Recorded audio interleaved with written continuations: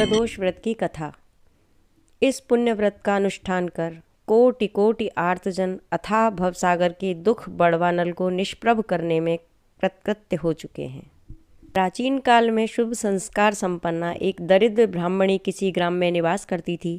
संत एवं अतिथि सेवा में उसका मन स्वाभाविक रूप में प्रमोद प्राप्त करता था। उसके 2 पुत्र थे जिनका परिपालन वह अत्यंत प्रीतिपूर्वक करती थी। पूर्वकृत पुण्योदय से एक दिन भक्त शिरोमणि शांडिल्य घूमते घूमते उस ग्राम में आ पहुँचे। कोमल चित्त कृपालु मुनि ने अपने उपदेश क्रम में भगवान शिव के अवढरदानी स्वभाव और उनकी गुणावली का विस्तृत वर्णन किया। ब्राह्मणी की चित्तभूमि तो पहले से ही भाव भरित थी। ऋषि के वचनों ने उसे भक्त विवल बना दिया।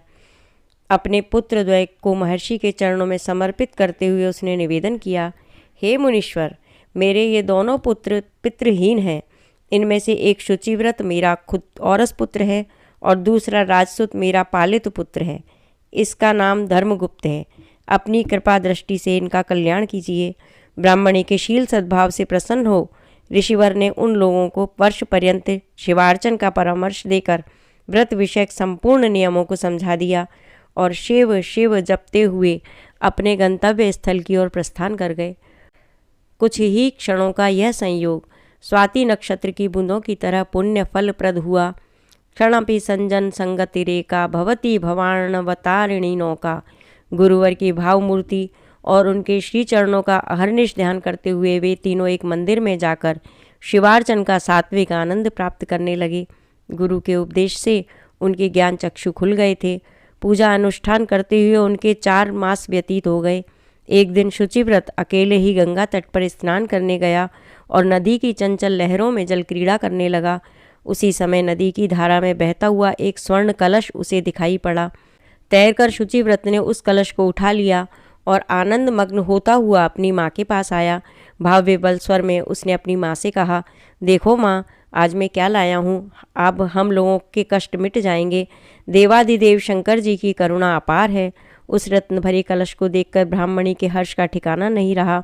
उसने शुचिव्रत से कहा, देखो पुत्र, इस दिव्य धनराशि को तुम दोनों आपस में बांट लो।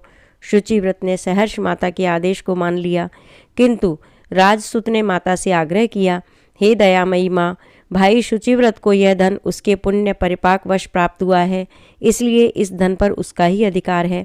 मैं अपनी निर्धनता में ही संतुष्ट हूँ। शिवचरण अनुराग से बढ़कर कोई संपत्ति नहीं है।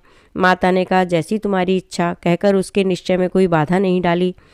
कालांतर में वसंत ऋतु का समागम होने पर दोनों भाई एक दिन वनश्री का अवलोकन करते हुए बहुत दूर तक निकल गए। वहां उन्होंने देखा कि हजारों गंधर्व कन्याएं इस निर्जन वन में क्रीड़ा कर रही हैं, तो उनके आश्चर्य का ठिकाना न रहा। शुचिव्रत ने कहा, यहाँ गंधर्व कन्याएं क्रीड़ारत हैं, अतः हम तपस्वियों को यहाँ नहीं ठहरना चाहिए। किंतु दैवी प्रेरणावश राजपुत्र ने उसके परामर्श को नहीं माना। वह अकेले ही मुस्कुराते हुए उनके समूह में चला गया। उस सुदर्शन राजसुत को देखकर गंधर्व कन्याओं को परम विस्मय हुआ। उनकी राजकुमारी तो उनके रूप आकर्षण से अभिभूत हो गईं। उसने अपनी सहेलियों को आगे बढ़कर वन से शिव पूजनार्थ दिव्य फूल तोड़ लाने को कहा। उनके चले जाने के बाद उसने राजकुमारी को अभ्यर्थना कर उसे आसन प्रदान कर उससे परिचय विषयक प्रश्न किए।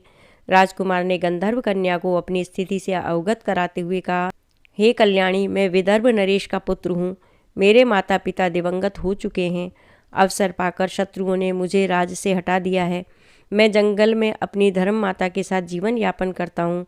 संपूर्ण वृत्तांत जानकर गंधर्व राजकन्या प्रसन्न हो उठी और उसने उससे विवाह विषयक अपनी मनोअभिलाषा प्रकट करते हुए कहा, हे राजपुत्र, मैं विद्रविक नामक गंधर्व की पुत्री अंशुमति हूँ। मेरे चित्त में आपकी छवि बस चुकी है, अतः मैं आपकी चिरसंगिनी बनना चाहती हूँ। राजकुमार उसका प्रेम प्रस्ताव सुनकर प्रसन्न तो हुआ, किंतु उसने गंधर्व कन्या से कहा, हे देवी, आपका प्रस्ताव मनोरम तो है, किंतु कहाँ तो आप एक गंधर्व कन्या और कहाँ मैं एक निर्वासित राजकुमार, तथा दूसरा वैवाहिक संबंध माता पिता की सहमति से ही संपन्न होना चाहिए।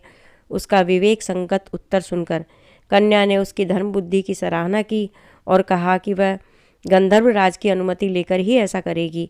वे उसके चयन को सहर्ष स्वीकार कर लेंगे। उसने अपने गले का हार राजकुमार को पहनाते हुए कहा, हे पुरुष प्रवर, कल आप इसी समय यहाँ उपस्थित हों, मैं पिताजी के साथ चली आऊँगी।